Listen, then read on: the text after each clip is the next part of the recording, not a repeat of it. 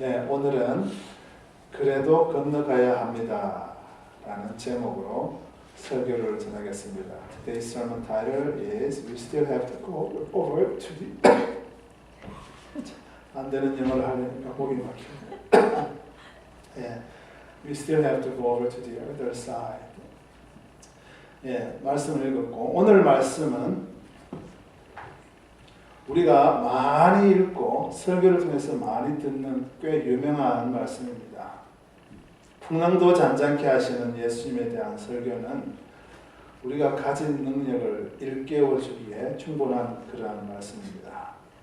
우리도 그런 능력을 갖기 위해서 기도하는 것이 중요하고 또 그런 능력에 예수님에 대하여 든든한 믿음을 갖는 것은 우리가 반드시 기억해야 할 하나님의 음성입니다.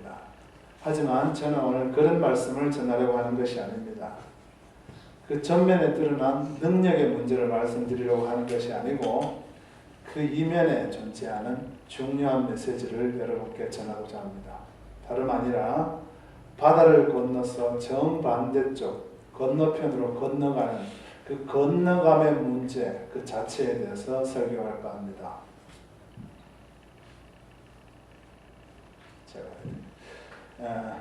첫 번째 메시지는 왜 건너가야 하는가입니다. 왜 건너가야 하는가? 첫 번째 메시지는 왜 건너가야 하는가입니다. 먼저 우리는 예수님이 왜 바다 건너편으로 건너가기를 원했는지를 살펴보아야 합니다. 35절에 보시면 그날 저물 때에 제자들에게 이르시되 우리가 저편으로 건너가자라고 분명히 예수님이 건너가라고 명령하셨습니다.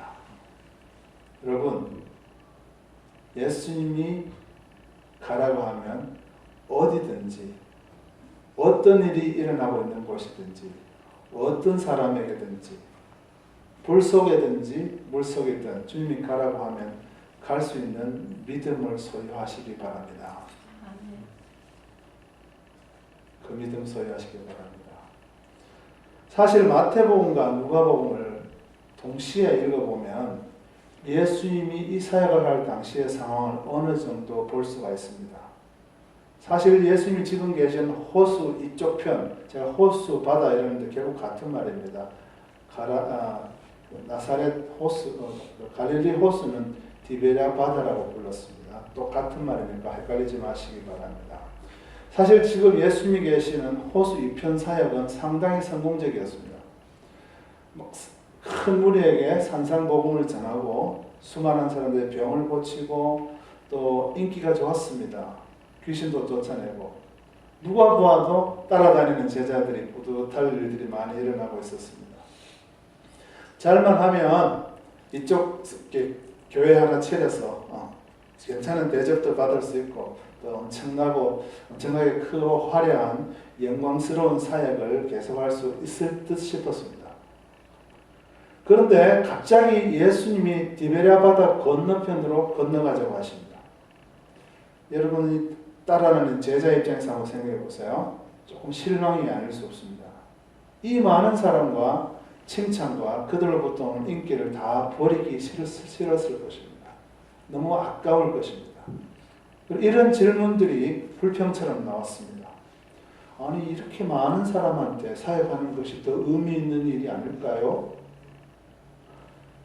그리고 귀찮다는 생각이 듭니다. 왜냐하면 예수님 따라다닌다고 맨날 며칠 제대로 쉬지도 못하고 계속 사역했는데 좀 사역의 열매를 즐기고 누릴 시간도 주지 못하고 그냥 계속 가자는 겁니다.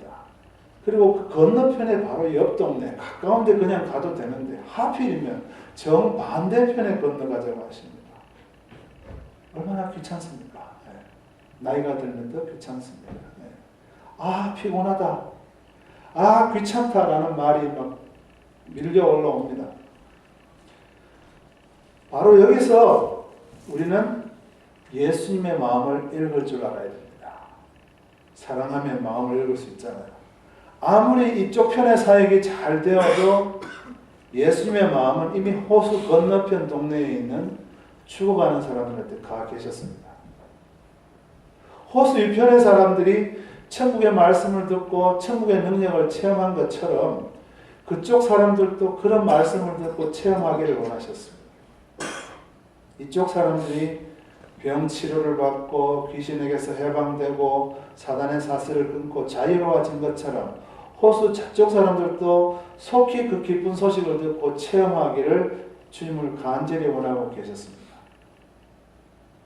죽어가는 영혼들이 눈에 아른거리고 그들을 향한 사랑의 마음이 불타고 있었기 때문에 이쪽에 그냥 머물러 계실 수 없었던 것입니다. 사실 예수님이 바다를 건너가서 제일 첫 번째로 만나서 사랑해주고 사역했던 대상이 누구냐? 그걸 보면 주님의 마음을 알 수가 있어요. 바로 군대 귀신 들려서 지옥 같은 삶을 살던 그 청년이었습니다. 벌써 말씀을 들은 수많은 군중들보다 죽어가는 이 한 영혼이 주님에게는 중요한 잃어버린 한 마리의 양이었던 것입니다. 여러분, 이 예수님의 마음을 꼭 느끼시고 소유하시기를 바랍니다. 그래야만 우리가 예수님 따라가는 그리스도인입니다. 그래야만 그분을 기쁘게 할 수가 있습니다. 그래야만 우리도 그분 따라 건너갈 수가 있습니다. 첫 번째는 왜 건너가자고 했느냐? 예수님의 마음이 거기 있었기 때문입니다. 두 번째 메시지는 뭐냐? 우리의 건너편은 어디인가요? 어떤 선교사님은 반대편으로 가자 이 말씀을 그대로 순종하려고 지구본을 이렇게 내놓고 지구본을 내놓고 정 반대편에 있는 나라를 찾아서 아르헨티나로 갔다는 얘기도 있습니다. 예, 한국에서 구멍을 이렇게 뚫어서 계속 내려가면 아르헨티나가 나온대요. 예. 너무 문자적으로 해석한가 아닌가 싶은 느낌도 있지만 사실 그 정도로 순종하려는 사람이 많지 않습니다. 그렇죠? 예수님이 옆집에 가라고 하는데 더 부끄럽다고 안 가잖아요. 여러분, 건너편으로 가자는 주님의 말씀에 순종하려고 꼭 호수나 바다를 생각할 필요는 없습니다. 우리와 같은 경우에는 주님의 음성에 순종하기 위하여 톨비를 내고 교회 나오는 것도 건너편을 벌써 한 단계 건너간 겁니다. 목사님들이나 선교사님들이나 전도사님들은 어떤 다른 종류의 사역, 지금 내 사역이 편하지만 조금 더 어려운 사역으로 뛰어들어가는 그런 말일 수도 있습니다. 그리고 교회들에게 있어서는 다른 민족 혹은 다른 지역, 다른 나라에 대한 사역을 검토하라는 이야기를 할 수 있습니다. 보통 일반 성도들에게는 그냥 가까이 있는 사람이라고 생각하시면 됩니다. 옆집 사람, 같은 교회에서도 평소에 말 잘 안 하던 사람. 예. 그리고 한국 사람이더라도 나와 다른 사람들이 많잖아요. 생각이 얼마나 다르다고요. 어떤 사람은 나와 극도로 다른 사람이 있고 정반대의 길을 걷는 사람이 있습니다. 소심한 사람, 대범한 사람, 좌파, 우파, 예? 내 의견에 반대하는 사람, 때로는 나의 마음을 상하게 했던 사람, 꼴 보기 싫은 사람, 꼴도 보기 싫은 사람, 대화를 나누기 싫은 사람이 바로 나의 건너편일 수 있다 이겁니다. 어떤 사람들은 선교 헌금을 많이 합니다. 어떤 사람들은 선교사를 위해서 기도 열심히 합니다. 가끔씩 또 시간과 돈을 투자하고 가게를 문을 닫고 단기 선교를 나가는 사람들도 있습니다. 그런데 그런 사람들이 만약에 지금 나와 의견 충돌이 있고 작은 다툼이 있는 사람에게 가서 선뜻 손을 내밀고 대화를 시작하지 못한다면 그게 무슨 의미가 있습니까? 네. 주님을 사랑한다고 고백하고 예배하는 것이 내가 나하고 조금 다른 사람한테 평생 한 번 원수는 영원한 원수다 그러면서 얘기 안 한다면 그것이 무슨 의미가 있습니까? 여러분 마음속을 여러분이 들여다보세요. 마음이 호수라면 여러분 마음과 그 호수 건너편에 지금 누가 자리하고 있습니까? 다들 한두 사람쯤은 있을 줄 알아요. 누가 그 호수 건너편에 지금 있습니까? 꼭 건너가셔서 주님의 용서와 사랑을 전하는 용기 있는 여러분이 되시길 바랍니다. 그리고 여러분, 때로는 그 건너편이 한 집안에 있을 수 있습니다. 부부간에도 싸움을 하고는 상대편을 들어다가 마음의 반대쪽에 던져버리지 않습니까? 네. 네. 사실 부부 싸움을 하고 나면 상대방이 마귀처럼 보이죠. 안 해보신 것처럼 웃으시는데 전 좀 그렇더라고요. 대개 싸우고 나면 하나님이 저 사람에게는 떠난 것 같고 저 사람은 사단이 지금 강력하게 역사하고 있다 이렇게 생각이 들어요. 예. 그래서 그렇다고 또 사단아 물러가라 그러면 싸움이 더 커지죠. 예. 부부싸움은 칼로 물베기라는 말이 있지만 해보신 분은 알잖아요. 그 물벨 때의 아픔이 얼마나 큰지. 지옥이지 않습니까? 그 마귀처럼 보이는 배우자에게로 건너가서 주님을 꼭 본인의 사랑을 전하는 것이 바로 건너편으로 건너가라는 주님의 음성에 순종하는 겁니다. 한번 생각해 보세요. 사실 무덤가에서 자기 몸을 자해를 하면서 쇠사슬에 묶여서 막 고함을 지르고 목욕도 안 하고 흙투성이, 피투성이, 먼지투성이 되어 있는 그 군대 귀신 들린 자에게 예수님이 막 끌려서 갔다고 생각하십니까? 아이고, 그 사람이 너무 이쁘고 또 멋있으면 끌리잖아요. 그 사람에게 예수님이 끌려서 갔겠습니까? 무섭지는 않았겠죠. 주님의 능력이 있으시나. 그런데 말쑥하지도 않고 그 대화하고 싶었겠냐고요. 얼마나 흉측했겠나요? 그냥 지나가고 싶지. 누가 그 사람한테 얘기하고 싶었어요. 예. 우리가 교회 사람들하고 싸우고 나면 지나가고 싶지. 누가 그 사람한테 가고 싶겠습니까? 딱 멀리서 딱 보고 뒤로 탁 돌아서 가고 싶지.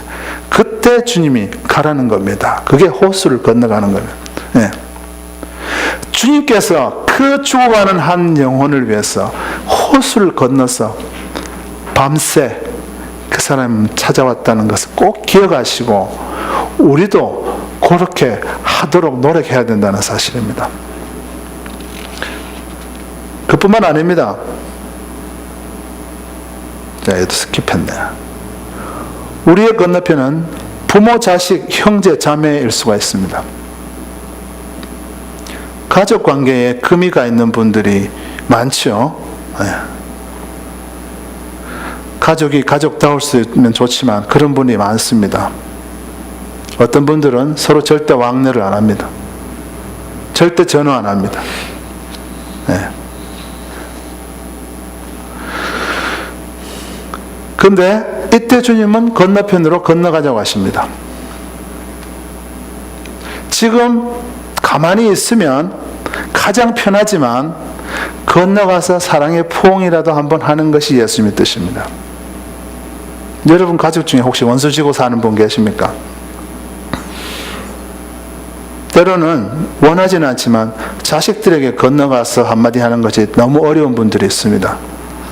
부모랍시고 아이에게 상처 줄 거 다 줘놓고 사과도 하지 않고 용서도 빌지 않고 그냥 계속해서 윽박 지르고 상처를 주는 분들이 있습니다.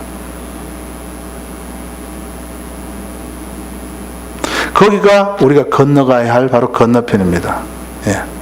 우리가 건너갈 때 아이들이 변합니다. 우리가 건너갈 때 관계 속에 기적이 나타납니다. 때로는 형제 자매에게 건너가야 돼요. 형제 자매인데 평생 시기하고 질투로 사는 안타까운 가족들이 있습니다.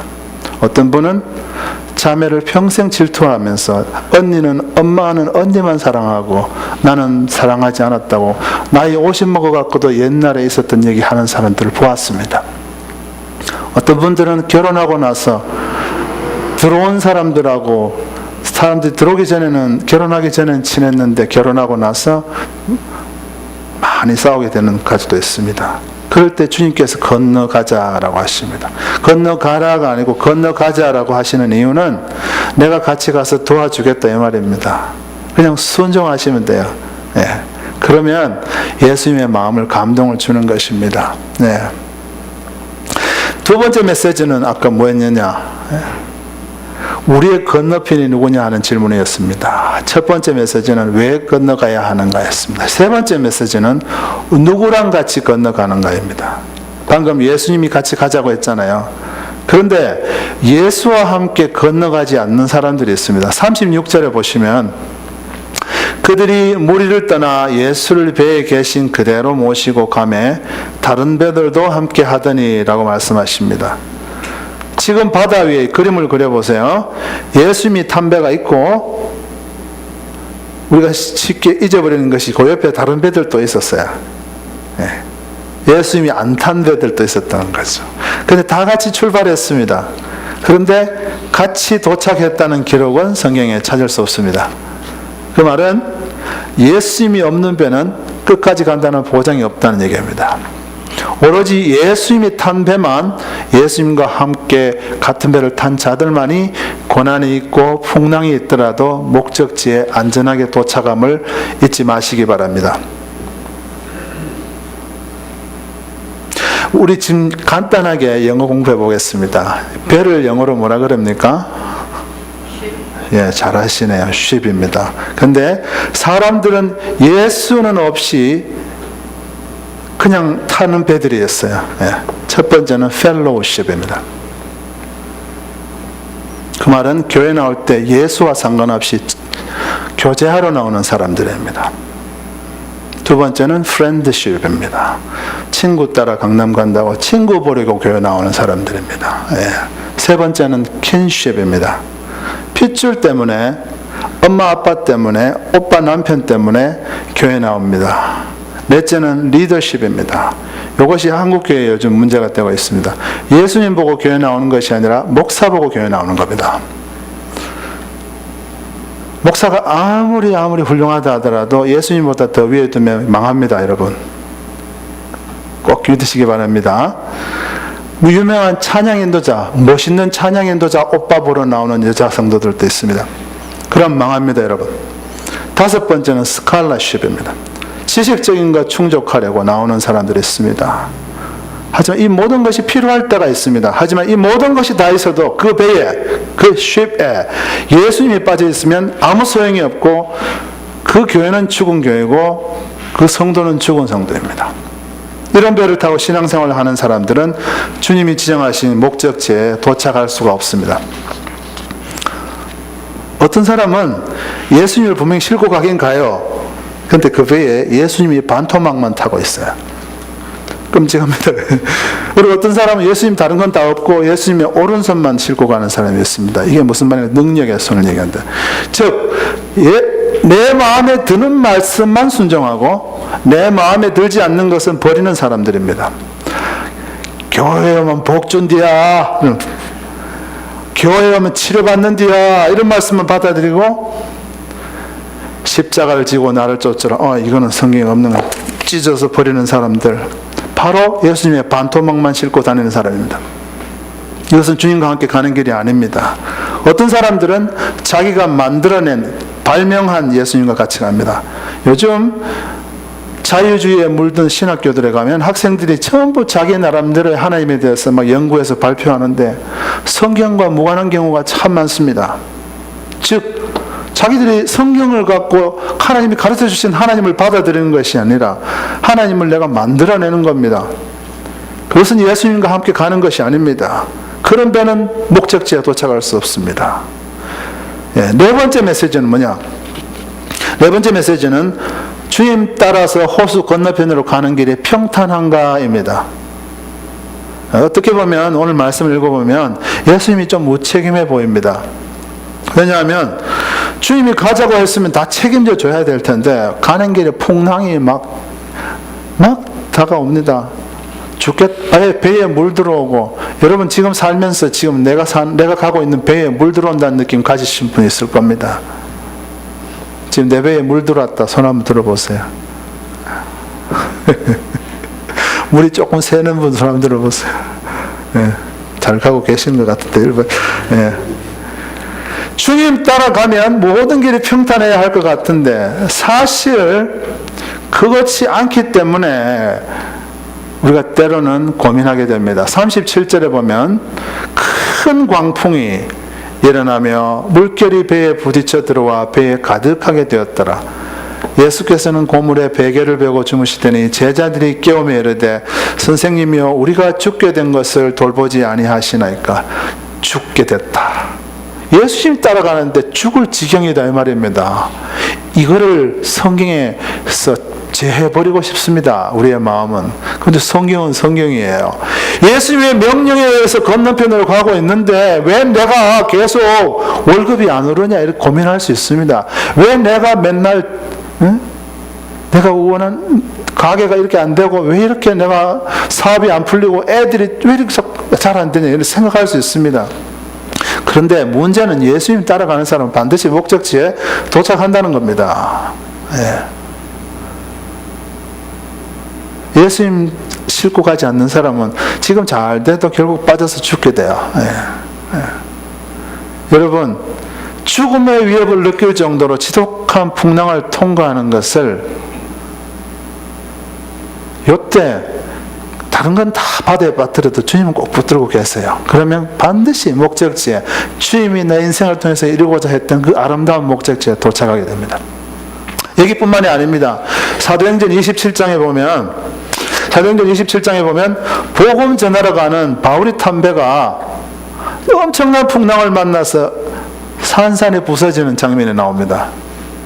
물론 하나님의 보호하심으로 배 위에 탄 바울을 비롯한 270여 명의 사람들이 건짐은 받지만 거의 초죽음 상태에서 건짐을 받습니다.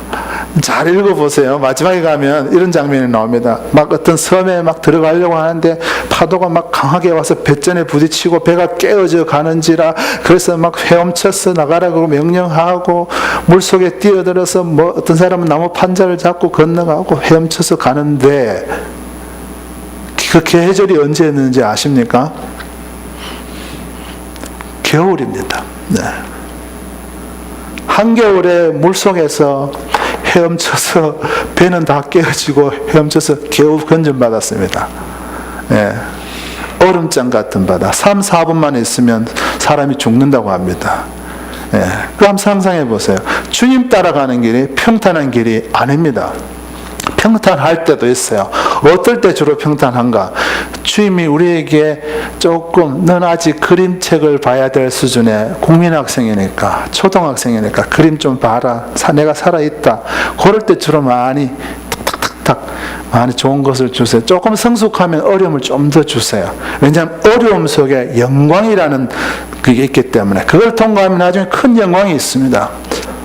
큰 영광. 여러분, 약은 몸에 쓰다는 말이 있잖아요. 우리 몸에 좋은 것은 쓰잖아요. 쓴 거를 당근만 자꾸 좋아하시면 안 돼. 하나님의 뜻이 있어요. 고난은 하나님 우리에게 영광을 주시는 그런 뜻을 갖고 있어요. 여러분, 우리 주님의 명령을 따라 건너편으로 가는 길은 결코 평탄한 길이 아닙니다. 그렇지만 오늘 제목처럼 그래도 건너가야 됩니다. 그래도.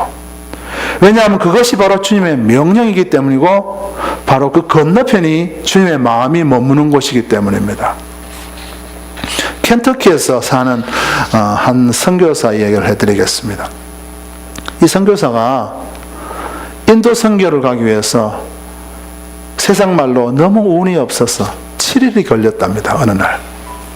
여러분, 해외여행 한번 해보시면서 한 목적지에 가기 위해서 7일이 걸리신 적이 있습니까? 켄터키에서 비행기를 타고 뉴욕에 왔어요. 그런데 마치 비행기가 캔슬되고 이래서 하룻밤을 뉴욕에서 묵었답니다. 그래서 또 영국의 런던에 가고, 그 다음날 또 런던에서 또 다른 영국의 도시로 가고, 바로 인도로 가는 비행기가 없어서 거기서 인도 가는 비행기, 봄베이를 가는 비행기를 탔는데 세상에 폭탄이 있다는 소식이 들려옵니다. 그래서 다시 돌아와서 공항에 내려서, 그것도 공항에 개찰구 그쪽으로 되는 게 아직 활주 한중간에 세우더랍니다. 왜냐하면 만약에 폭발이 일어나면 저쪽이 다 건물에 손상이 가고 이러니까 거기 세워서 조사한다고 몇 시간 그 안에 있고, 나중에 옆에 탔던 와이프가 내가 오지 말자 그랬잖아 그랬답니다. 근데 그 선교사님이 내가 이렇게 가는 길을 누군가가, 눈에 보이지 않는 누군가가 이렇게 막는다면 이 길은 내가 가야 하는 길이 아니겠느냐고 그렇게 말했답니다. 실제로 그렇습니다. 우리가 건너편으로 건너가려고 하면 사단이 가만히 내버려 두지 않아요. 왜냐하면 건너편에 있는 영혼을 건질 줄 알기 때문에 그렇습니다. 사단이 온갖 것을 우리를 막습니다. 풍랑, 반드시 우리를 괴롭힙니다. 가정이 불화하게 하고, 기분이 좋았는데 갑자기 기분을 망칠 일이 생깁니다. 갑자기 운전 나는 잘하고 있는데 뒤에서 윙 그러면서 내 앞으로 지나갑니다. 여기 막 나오려고 그럽니다. 그때 참아야 됩니다. 때로는 너무나도 견디기 힘든 아픔을 우리에게 줍니다. 하지만 그래도 가는 것이 주님의 뜻입니다. 여러분, 예수님을 따라가는 것이 놀러 가는 것이 아닙니다. Serious business라고 합니다. 놀러 가는 것이 아닙니다. 그것은 십자가를 지는 길입니다. 베드로가 처음에는 예수님 믿으면 한 자리 할 줄 알고 따라다녔잖아요.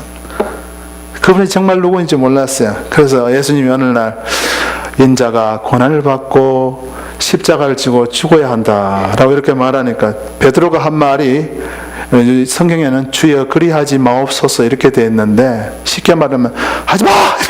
이렇게 갑자기 어떻게 할 줄 몰라고, 자기 인생을 바쳐서 따라다니는데 어떻게 할 줄 몰라가 하지마! 이렇게 한 거예요. 예수님 앞에. 영어로 하면 Don't do that! 이렇게.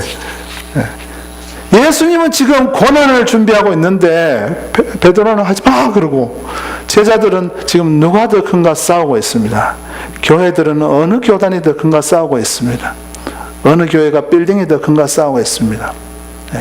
그 말은 지금 그들이 가진 직책과 지금 그들이 누리고 있는 것들에 그대로 머물러 있고 싶어하고 건너가고 싶지 않다는 얘기입니다. 제자들이 거기서 건너가야 되는 겁니다. 주님의 마음이 얼마나 답답했겠습니까? 그래서 주님이 베드로에게 뭐라고 했는지 여러분 기억하십니까? 다들 시작. 사단아, 이 사단아.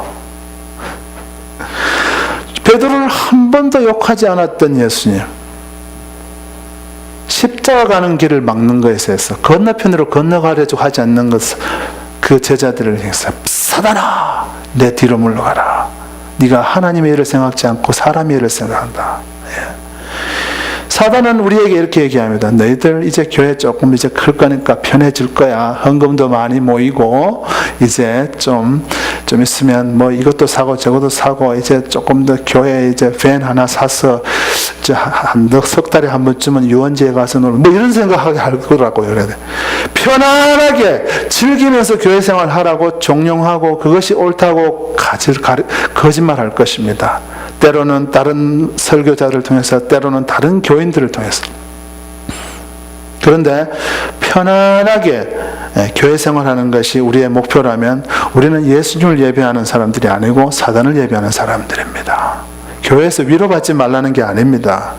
주님이 건너가라고 할 때 언제든지 건너갈 수 있는 사람이 되자는 겁니다. 여러분, 사람들은 편하게 있고 싶어 하는 게 정상이에요. 왜냐하면 그렇게 태어났어요.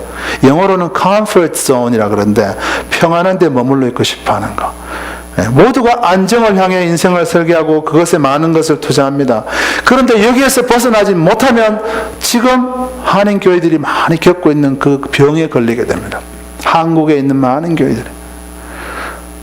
내 교회가 지금 10,000명이에요. 또 빌딩 하나 더 지어서 20,000명 만들어. 또 빌딩 하나 더 지어서 3,000명.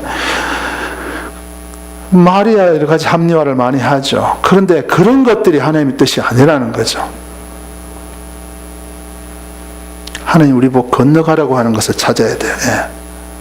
아까운 자리를 박차고 나올 줄 알아야 돼. 어떤 목사님 중에는 정말 훌륭하신 분이 있어요.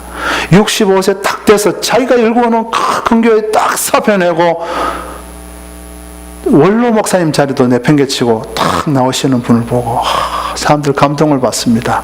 그런데 그런 분들이 10,000명에 1명 나올까 말까입니다. 새로운 것을 시도하는 것을 두려워합니다. 그리고 어떤 사람들은 항상 이런 그냥 죄책감이 들기 때문에 자기가 현재 이게 큰 곳에서 멋진 것을 오랫동안 누리는 것을 합리화합니다. 하나님의 뜻이라고.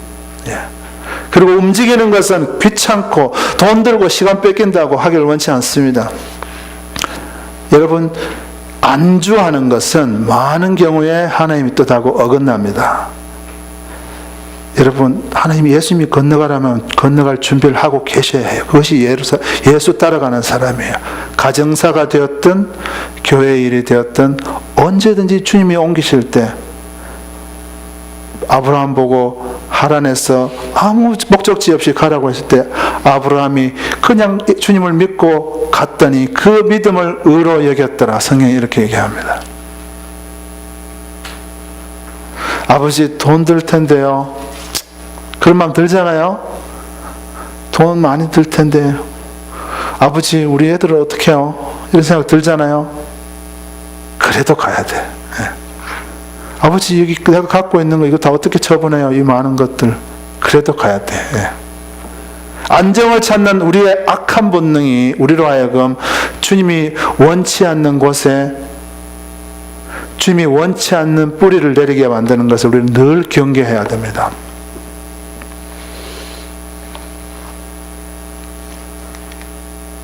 (1800년대) 말과 (1900년대) 초에 서양의 선교사들이 우리나라에 많이 들어왔습니다.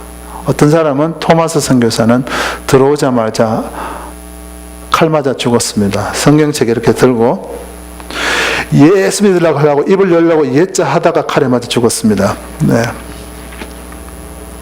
얘기 들으셨죠? 옛날에 많이 들어왔습니다. 근데 그 칼로 벤 사람이 무슨 책인가 싶어서 가서 이걸 벽지에 찢어갖고 천장도 바르고 벽도 바르고 이렇게 했다 누워서 그거 계속 보다가 구원받았습니다. 그때 왜 이 선교사들이, 왜 서양의 선교사들이 편한 집 놔두고 그렇게 열악한 한국에 건너왔겠습니까? 주님이 가라고 했기 때문에 온 거 아닙니까? 그리고 주님의 마음이 다 죽어가는 우리 한국 백성들에게 있었기 때문이 아닙니까? 그때 그분들이 오지 않았으면 여러분 지금 여기서 예배하고 있겠습니까? 제가 여기서 설교하고 있겠습니까? 그렇다면 우리도 건너가는 삶을 살아야 되지 않겠습니까? 나만 믿고 천당 가면 된다. 천당 티켓 땄으니까 끝, 이렇게 하시면 안 됩니다. 1965년에 짐 엘리엇이라는 선교사를 비롯한 5명의 미국 젊은 선교사들이 에콰도르에 미개 종족을 선교하겠다고 떠났습니다. 그런데 얼마 되지 않아 5명 다 창에 찔려 무참히 살해되었습니다. 이 5명 다 여러분 생각할 땐 선교사 몇 살쯤 되었을 것 같아요? 한 40세, 50세 된 것 같죠? 다 20대에 파릇파릇한 청춘들입니다. 갓 결혼한 아이들이 있고 아내가 있고 위튼 칼리지에서 나온 아주 장래가 촉망되는 사람들이었습니다. 예수 따라가면 평탄해야 되는데 도착하자마자 창에 찔려 죽고 과부를 생산하고 아버지 없는 아이들을 생산하고, 이게 뭡니까? 그런데 이게 바로 예수님이 걸어가셨던 길이라는 겁니다. 주님과 같이 창에 찔려 죽는 것을 영광스럽게 생각했다는 겁니다. 우리 주님도 창에 찔려서 죽었지. 그걸 영광스럽게 생각했기 때문에 그 과부 중에 2명인가, 그리고 자녀들 중에도 여러 명이 나도 아버지처럼 죽겠다고 그 나라로 달려갑니다. 그리고 그 창으로 찔렸던 인디안이 나중에 목사가 되었다는 말이 있습니다. 여러분, 여러분의 삶 속에서 영적인 사건들이 주로 어디에서 일어납니까? 잘 묵상해 보세요. 여러분 삶 속에서 영적인 일들이 주로 어디에서 일어납니까? 교회에서만 일어나고 있다면 여러분은 건너편으로 건너가는 삶을 살고 있지 않는 사람들입니다. 그리고 다른 곳에서도 일어나고 있고 그것이 점점 넓어지고 있다면 여러분은 지금 건너가고 있는 삶을 살고 있는 것입니다. 여러분 주님과 함께 디베랴 바다를 건너가시기 바랍니다. 그 길은 고난의 길이지만 아름다운 길입니다. 사람의 생명을 건지고 약한 영혼들을 일으켜 세우는 값진 길입니다. 저는 여기 계신 모든 성도님들이 다 이런 성도가 되길 바랍니다. 우리 교회가 이런 교회가 되길 바랍니다. 우리 모두가 십자가 져서 주님 오실 때 영광 속으로, 정말 이 세상이 알지도 못하고 설명할 수도 없고 듣도 보도 못한 그 아름다운 영광 속으로 들어갈 수 있기를 제가 예수님의 이름으로 축원합니다. 아멘. 기도하겠습니다.